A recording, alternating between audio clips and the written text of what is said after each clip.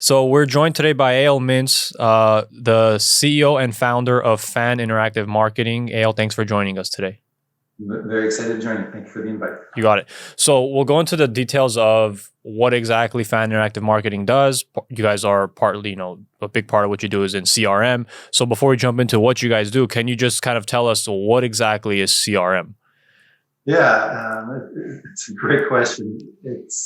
It means a lot of things to a lot of different people, whether that's in the industry or not. But really, as a basis, it stands for customer relationship management, which means that it's the ability to be able to understand what your customers or your fans or anything related to you as a business is interested in, and keeping track of that, and then communicating with them in as much of a one-to-one basis. So the easiest way is it's a souped up, basically note-taking ability, and then using that to reach out to people.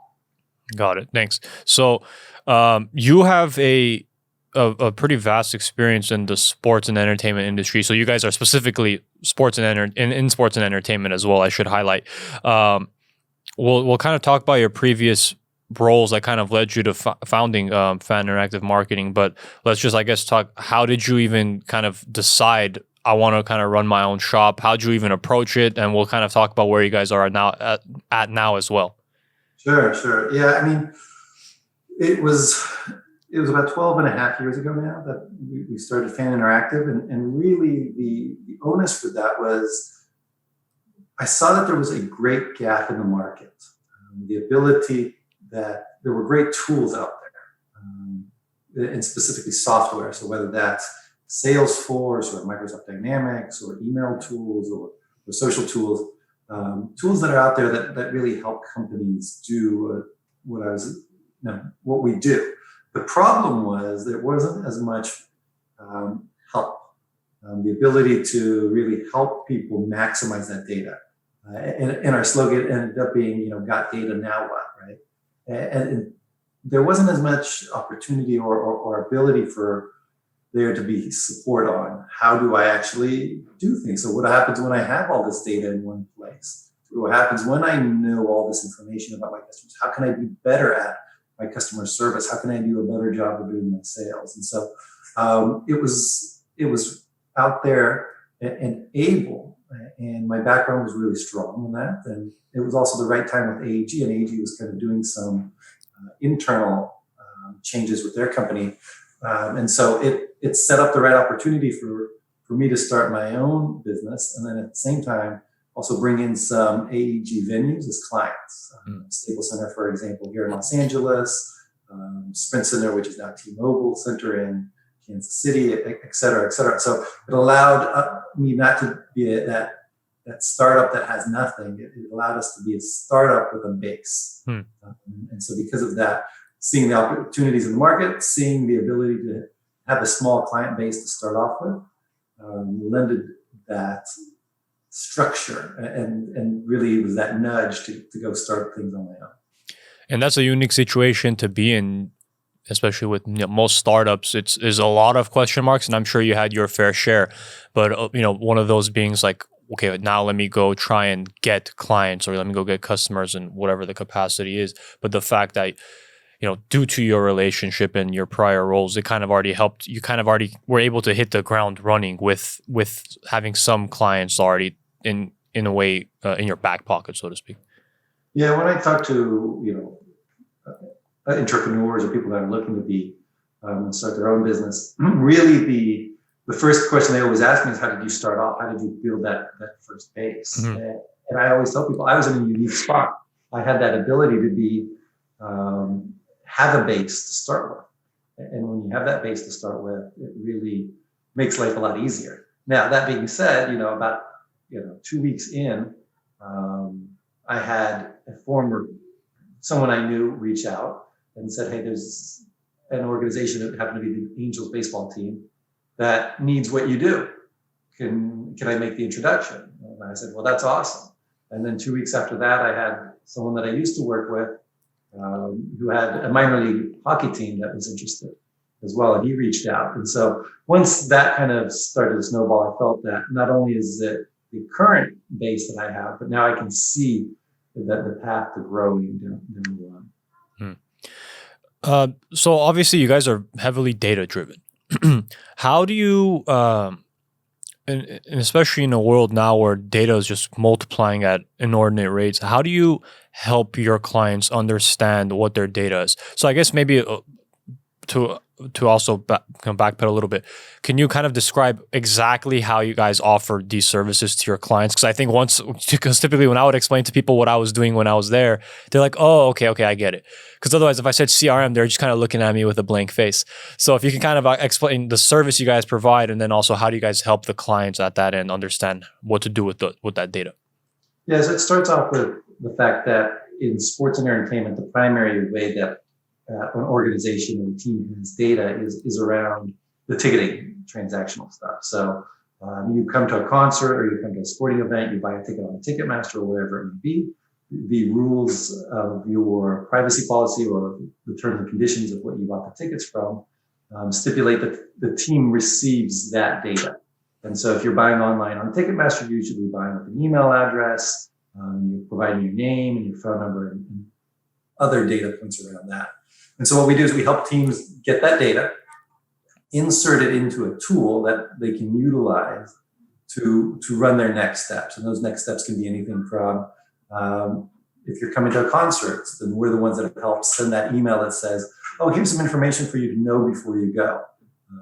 Time of entry, best ways to find parking, here's the item of the day that's for sale if it's a sporting team or whatever it may be.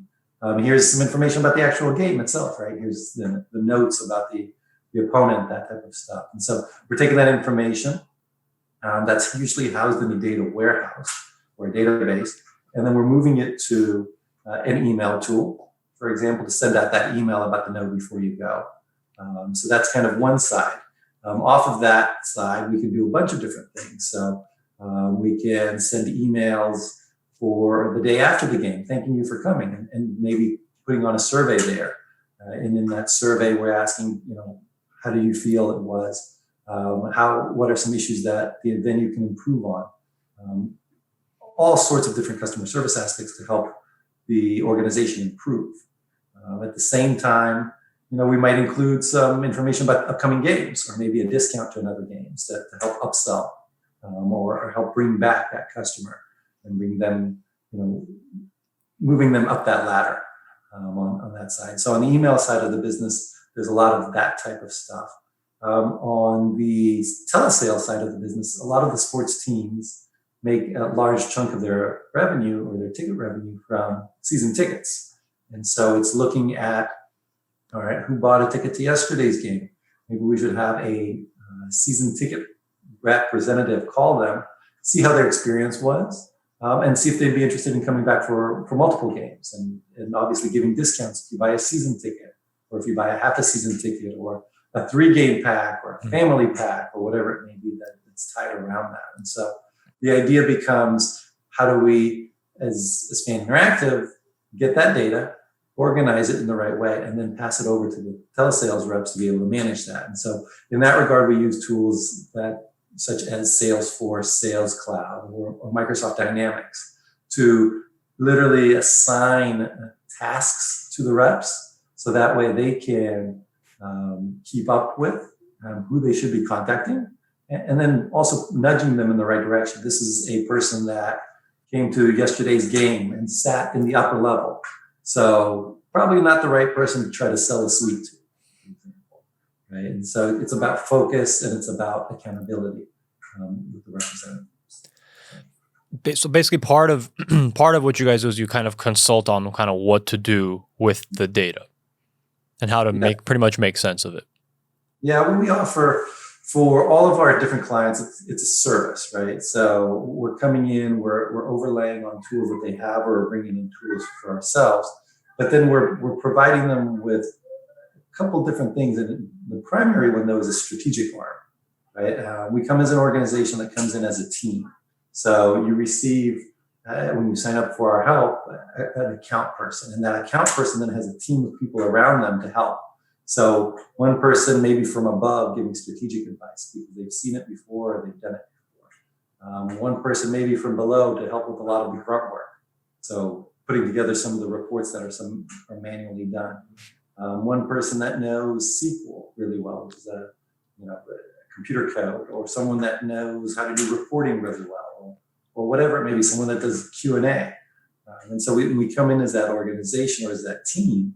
We're then able to help the client the most. So to your point, not only are we coming in and saying, here's what we're going to do, but we're also going to come in and say, these are some of the reasons why. Give us ideas and we'll tell you if they're on the right path or if they can be improved or whatever else it may be. Right. This year in particular, well, I say that we're 21 now. So 2020, obviously with the pandemic, specifically for sports and entertainment, completely shook things up, of course. So, you have clients, some of your clients probably just have had to go silent, or certain sports teams, for example, their seasons got cut short and then they started later. So how did that first kind of impact you guys? Did you see, how did it impact you guys and also your clients? Because then the example you gave regarding, like, let's say it was like a game experience email, like, oh, how was your experience at the game? You send the follow-up. Well, that's no longer there. So what was the pivot that you saw clients making, or were there things on your guys' end that you're maybe recommending on maybe things we can do in the place of the games or the festivals that are no longer being hosted? How did that go down? Yeah, all of the above. I think we first started, I can't remember the exact date. I would say it's March 13th, March 15th, around that day. Yeah. The Oklahoma City Thunder were the first professional sports team to have their game canceled. And it was one of their players, or one of the opponent's players. So it was in Oklahoma City. He tested positive right before the game. So they paused the game until they figured it all out, and then they actually canceled the game. Mm-hmm. And Oklahoma City happens to be a client of ours. And I got a text message from one of the people that works for us, and she said, basically, turn on the TV, this game's being canceled. And, it was kind of a shock, even though you could see things spiraling in that direction. And so obviously we reached out to the Thunder, asked if we can do anything to help in terms of notifications and things like that. They happened to be okay at that moment because everything was being communicated on social, because it's a much quicker and a more timely communication platform than telesales or emails or anything else. And so in that regard, they were doing a good job of communication. But the first thing we did was obviously we had to pause any automation that was happening for the Oklahoma City Thunder. And then the second thing we did was we notified all employees that the next week is going to be a tough one. Because you could just kind of see where this is coming. And so we have, I don't think I mentioned earlier, we have a staff of 20 people scattered all around the country. And so basically the next week became, we're going to cancel every single event in America that's under our jurisdiction. Or at least it's all been canceled, and we're going to have to get those notifications out. So if there was a concert, it wasn't canceled, they were all postponed originally. So they were all being postponed for whatever reason. So anything that was upcoming in that weekend had to be postponed, had to be notified of the people, had to be notified, explanations of what to do and such. Any potential sales opportunities had to be paused. So anything that was pre-scheduled had to be stopped. Any telesales communications had to change from sales-driven aspect to a customer service-driven aspect right off the bat. So that first week was not just a difficult one, with how the world around you is changing, but it was a saddened one when you add in the fact that all we were doing is basically canceling all these events. And that's just as an organization. So it was all hands on deck. The team did a phenomenal job being able to make sure that every one of the requests from the clients that came through was being managed on a timely basis and turned around in an ultra timely basis in this regard. So, that first week was a real, scattering of information, but it was also a real focus and a real point of pride that we were able to kind of manage everything. And then once that first week kind of died down, the realization came that, what's next? What's going to happen? And so, in truth, that second week was probably still canceling everything or at least postponing everything. And so by the time we got to late part of the month, we'd already had a bunch of internal communications and a bunch of internal talks about, well, what are we going to do in terms of helping with our clients communicate out? So in terms of like the sports teams, it really changed from our primary focus is around ticket sales and it's around information and it's around customer service. And it really, obviously that first point fell off the map, the ticket sales, but the customer service aspect, the informational aspect shot up. And so it was really about communicating and being transparent with fans about what do the teams know, right? Because if once that first NBA game was canceled, then all the concerts that were happening were postponed and all the sporting events were put on hold. And they didn't come back until July, August, right? And so there was a real opportunity we mentioned to the clients of take this time to grow, right? It's not easy, but take this opportunity to improve on, right? And so it was a lot of, all right, are there processes that we can improve on? Because things are going to be a little slower. Are there reporting or dashboarding that we can provide to better understand how people are interacting with this situation? Are there things that we can do for the clients to improve them in the long run, right, when they come back? And all that stuff kind of slowly but surely evolved over the next 2 months or so.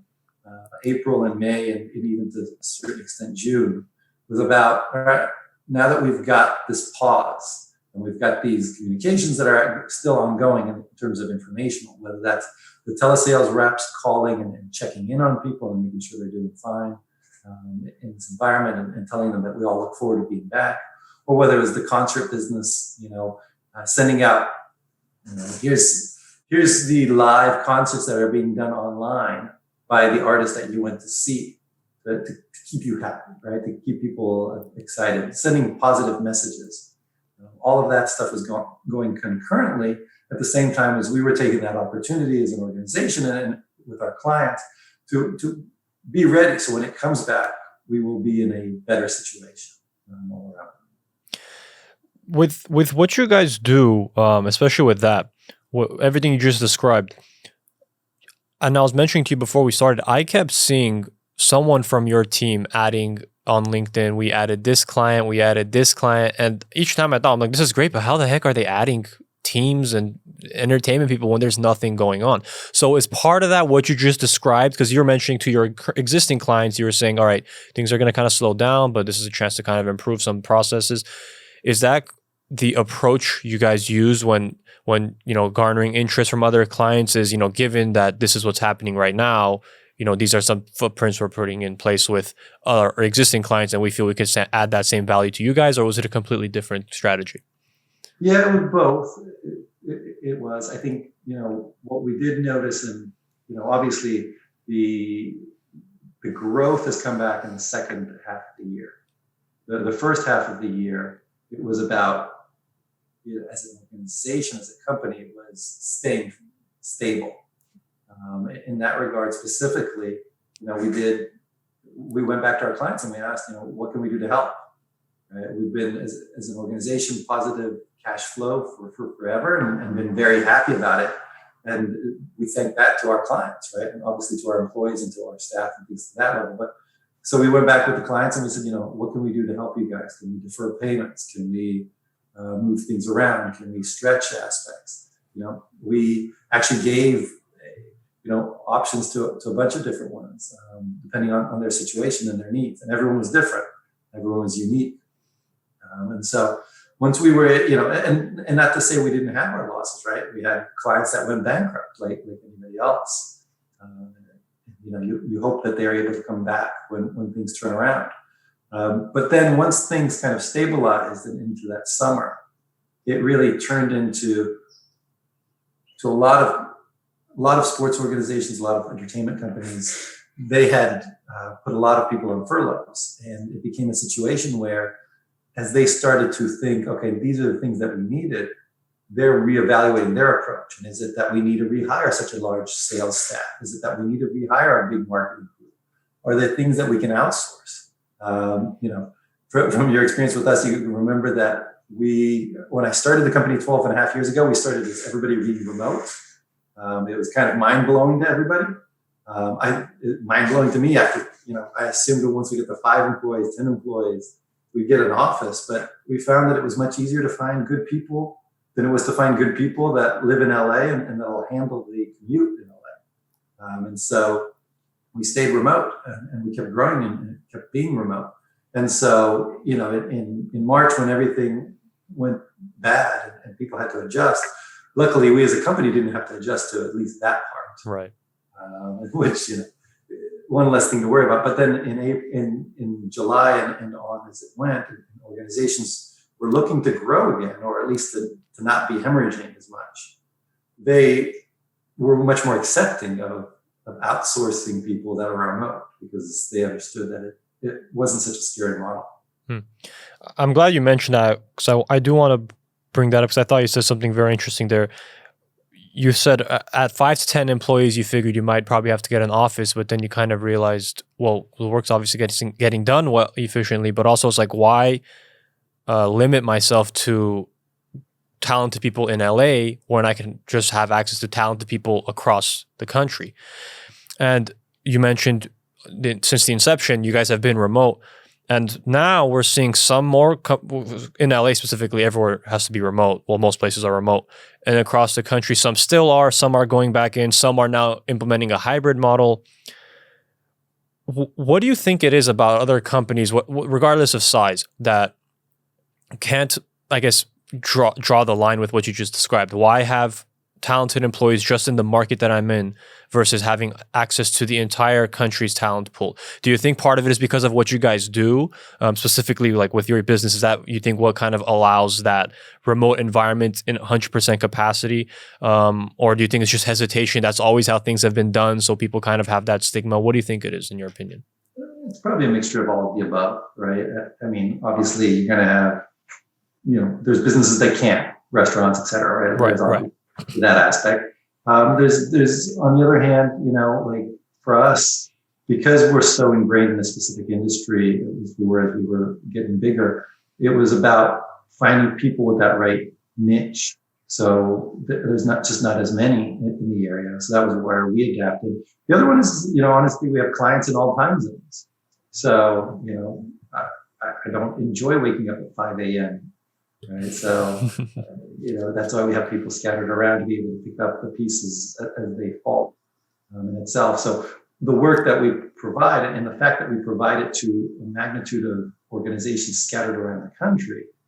And over the years, we've had over 100 clients. So the fact that we've had it scattered all over the country means that our staff can be scattered over the country.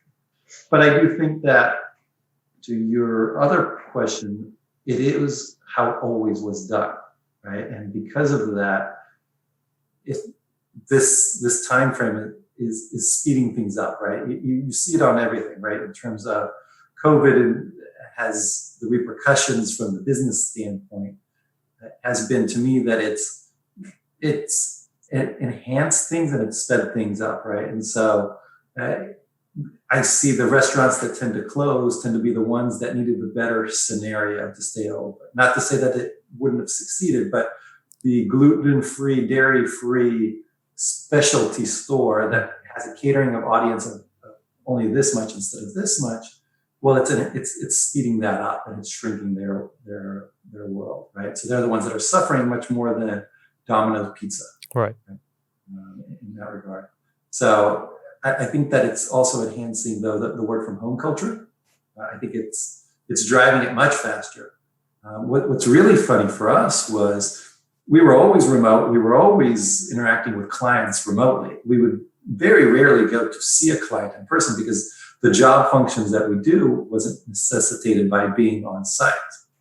And so we would have a ton of conversations with clients, but those conversations were almost always on the phone because they would be in a conference room and they'd put us on a speaker phone and then we would talk to them. And so you'd always be talking into a black box. When everyone went remote, Zoom became, just like we are today, it became a thing, right? And we had to pivot ourselves as a company from phone calls to face-to-face conversations, which was just really funny. We went to being, ahead of the game to way behind the game. I mean, we've had people on our staff that have been slower to evolve into that because they're just not used to it. Right. So it's just kind of funny in that regard. Definitely. Okay, so I alluded to in the beginning your background. You kind of touched AG as well. So let's talk about a couple of the places you were at that ultimately led you to creating Fan Interactive Marketing. So you were at AEG before that. How'd you even get into the sports space? Yeah, so I'll start back. So when I was in university, my father, he special mind and special ability, and came up with he's a political science professor and now in Israel, still doing that. But he had a side company, and the company helped entrepreneurs, similar to a venture capital fund, but instead with the ability of technology, because we were at Texas A&M in College Station at the time, and had a great ability to find very talented engineers. And so there was a couple of different projects that the company was undertaking. So when I graduated from A&M in my undergrad, he said, come join me, come work. And I said, that'd be great. So we picked up a client pretty soon after that, called a company called iDrive Online. And iDrive Online did, and we're talking about 2000, so maybe 2000. So they did very rudimentary now, but at the time, very high level CRM for car dealerships.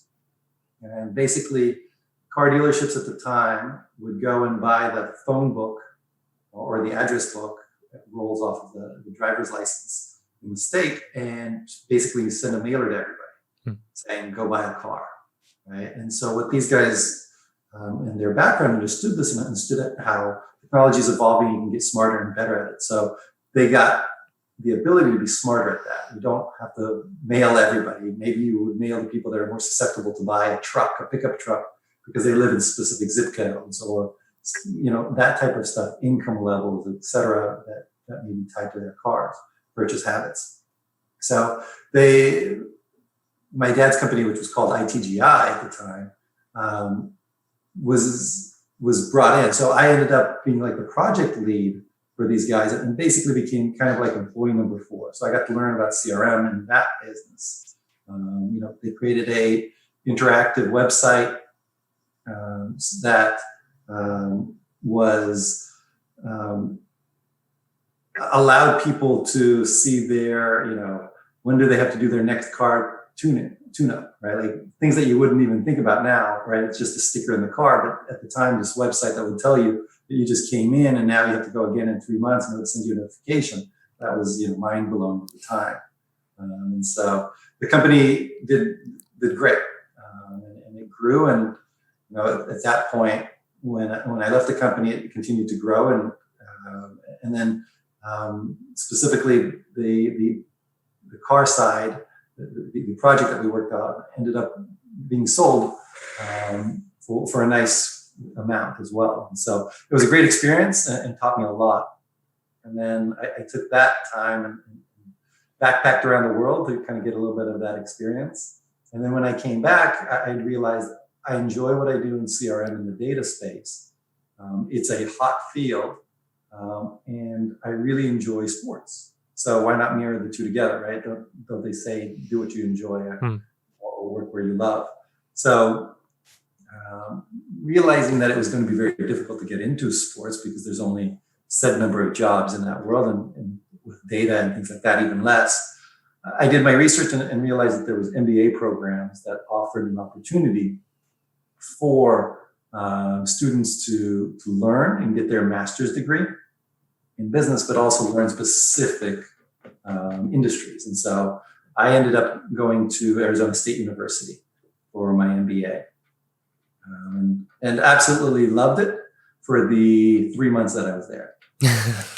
So with that, when I came to ASU, a gentleman named Jim Kaler was in charge of the program. Fantastic gentleman. He was the former senior vice president of the Cleveland Cavaliers basketball team or NBA team. And when I came for a visit, he told me that the Phoenix Suns, which were actually at the time the Phoenix Suns / Arizona Diamondbacks, were owned by Jerry Colangelo. They were going through a data CRM type of conversion to get themselves to be a little smarter and more diligent about their work. And so he mentioned that a gentleman named Rick Wells, who was their CEO, was driving it, but that a gentleman named John Walker, who at the time was vice president of ticket sales, was going to be the person in charge of this in the day-to-day, and that he would be my mentor if I came. So I figured between the two of those gentlemen with their contacts in the NBA, that was as good an opportunity to get into sports as we get. So I went, and as Jim had explained to me in advance, the Suns were undergoing a big transition. And I was an informal intern, I'll say, at the time in that first trimester. And by the time the first trimester ended, the Suns had posted a job for a director of CRM for the Suns and the Diamondbacks organization.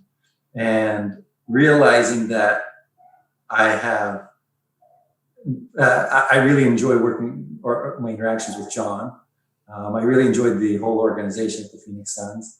And realizing that after 2 years of my MBA, I wouldn't have as good an opportunity. A location that I liked, right? A friends network from all the other students going through the MBA program, and a job that would challenge me.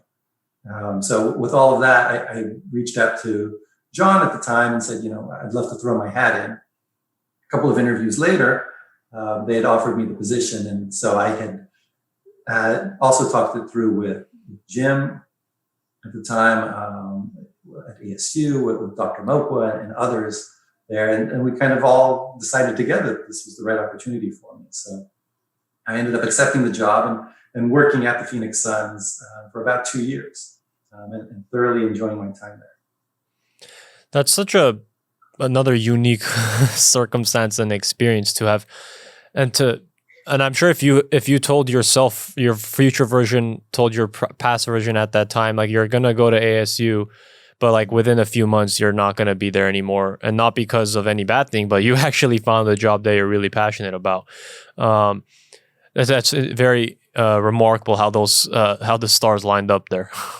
Yeah, and you also have to take advantage of opportunities, right? Absolutely.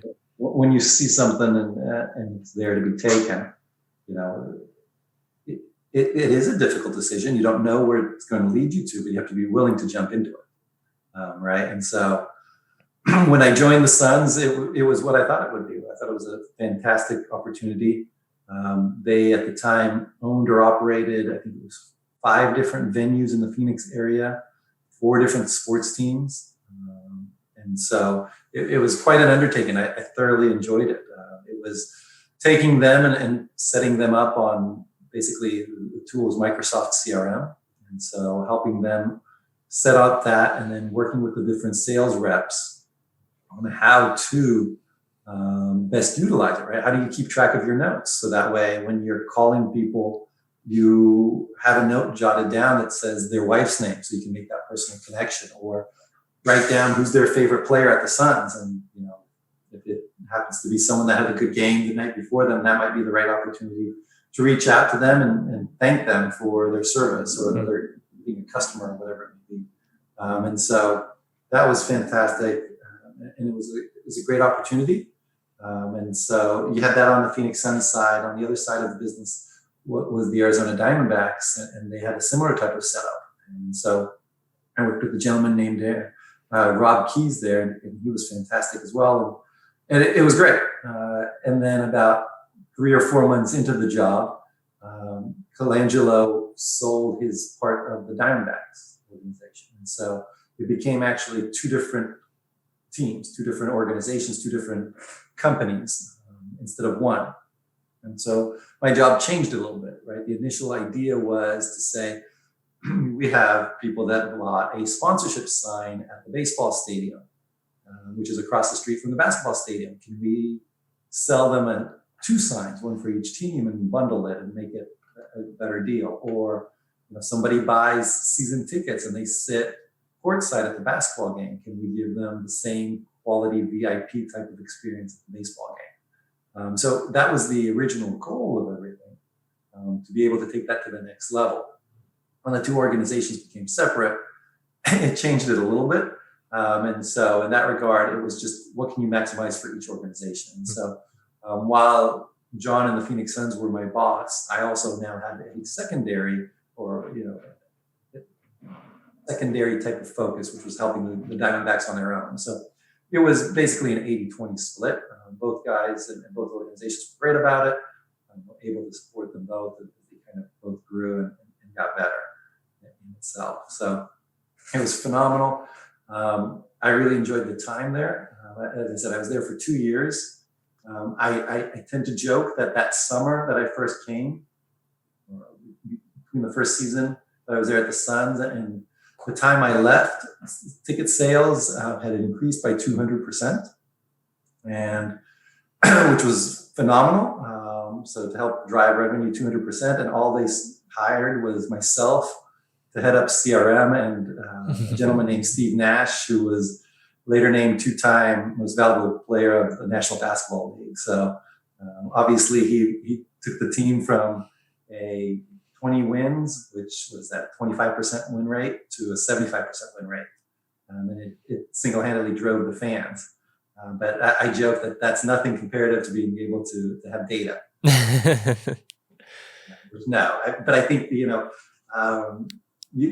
help improve the waves and you help guide the direction in these larger organizations. And so when the wave was going in a positive direction and the team was improving, being able to activate off of that and being able to have the right opportunities put into place for driving that revenue and catching it is the key to all of that, right? A lot of times you're setting yourself up for success. And then when that right opportunity comes, that's where you take advantage of it. So how do you guys handle it then when it's the opposite of that? So kind of or is it still kind of similar? Because I mean, just visually, you can tell with certain teams. Again, let's go back to pre-COVID. You're watching whatever team, whatever sport it might be, and you can visually see the stands are empty. But then, how do you, as what you guys do?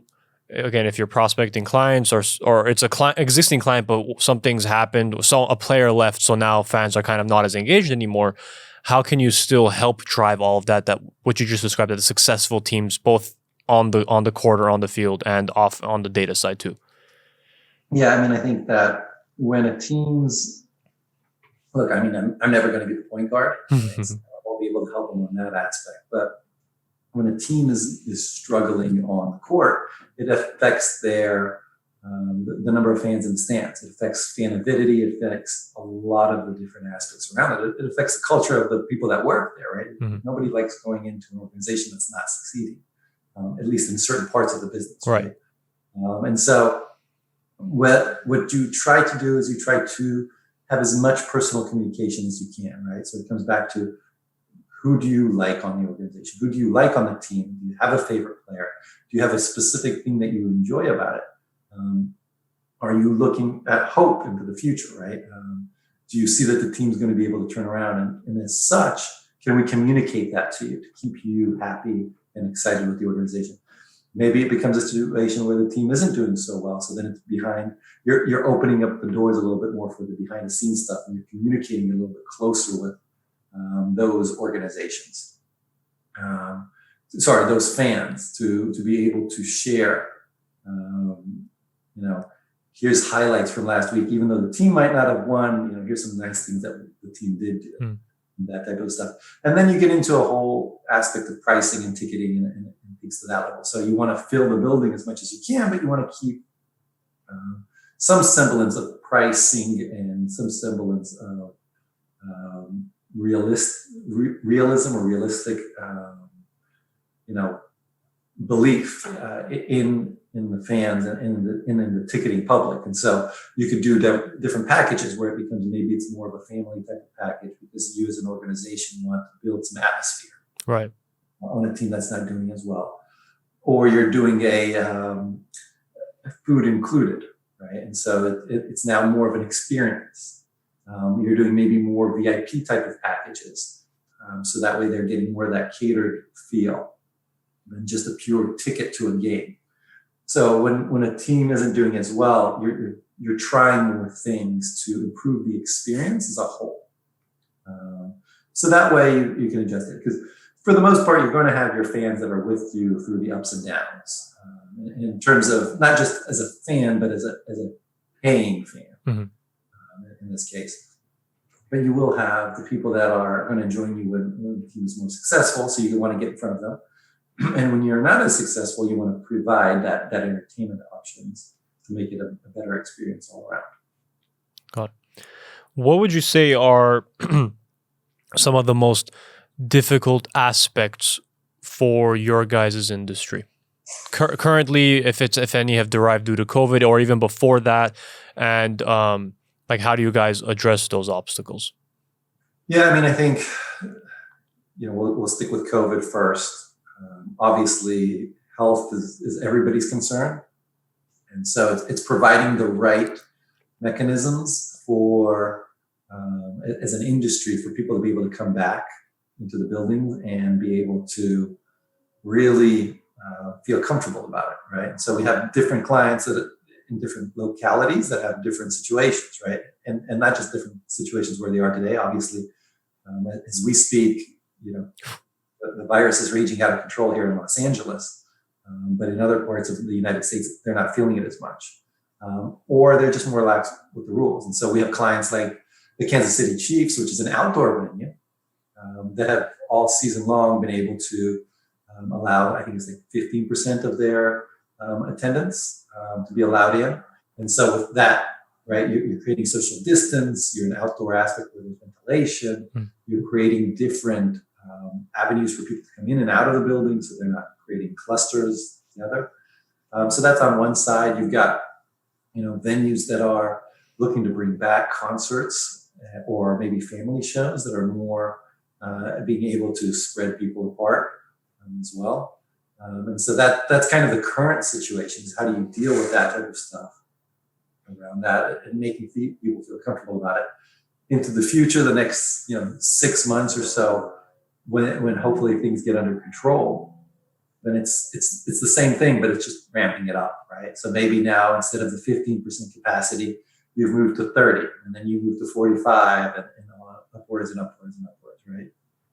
As long as you're learning, and as an industry, you're treating people with respect, right, and keeping their safety and their health in there. I think we'll all be able to kind of come around that curve around that. So I think that's definitely the issues going forward for sure. Sure. But I do think that we all feel bottled up, right? And so when things do improve, I think there will be a great demand for entertainment. There'll be a great demand for travel. There'll be a great demand for other type of aspects. Yeah, absolutely. And we might get into an opposite scenario where we have too much demand. And knock on wood, let that be the worst thing for all of us. But there might be situations where there's the opposite, where there's too much demand, and now you have to turn people away or create a negative connotation with certain aspects. And in that regard, it's how do you treat people well in that aspect as well. Understood. Yeah, it's an interesting position that a lot of companies have been placed in, and the pivots that have to be made, because it's not something you can really plan for. So it's been interesting seeing some of the responses from different industries, but especially with sports and entertainment, because you can kind of see it's like, how do we make this work? We want to bring people in, not just for the environment, the creation, but also for sustainability for the business sake, right? So it's obviously working with the local officials. Like you mentioned, the Chiefs have been able to have fans. There's other teams that have dates in mind. Nowhere here, of course, in LA, they can't quite have anything situated yet. But it's just interesting to see how they've all been making it work. Yeah, and I think it's interesting, right? Because all the municipalities have their different rules, right? Which makes it even more confusing. Definitely. So now there's a certain logic to it, and there's certainly sometimes there isn't as much logic in that regard. But it is an interesting dynamic because you're dealing with different aspects, and then the ones that are doing tours have to deal with it as well, right? And so if you're a concert promoter and you're going from venue to venue to venue, from city to city, that's one. Another client of ours is Ironman and the Rock and Roll Marathons, and at the moment, a lot of that stuff is on pause, but there's certain things that they can do, but only in certain locations. And so they have to, as a business, prepare for that, hope for the best, but also prepare for the worst. To your point, there was no way to see this coming as an industry. But now that you're in the middle of it, you're trying to adapt to it as much as you can. Absolutely. Eyal, one last thing I want to ask of you. So, given again the vast experience you have in this space, what would you recommend for anyone that's interested in whether it be getting into CRM and sports and entertainment to kind of help translate data, or just the industry, just in CRM in general? What are some qualities you think it's important for them to possess, whether it be soft skills, hard skills? If it's a hard skill, like what are some things you recommend people trying to read up on? Because I know some of the things you're not going to be able to do until you're in the situation, but there are, I'm sure, certain things that they can be preemptively done to at least position themselves above others. Yeah, I mean, I think to me, when I look at our specific company and what we look to hire or when we look to grow, it really is about having a person that's, a good person, a person that is very,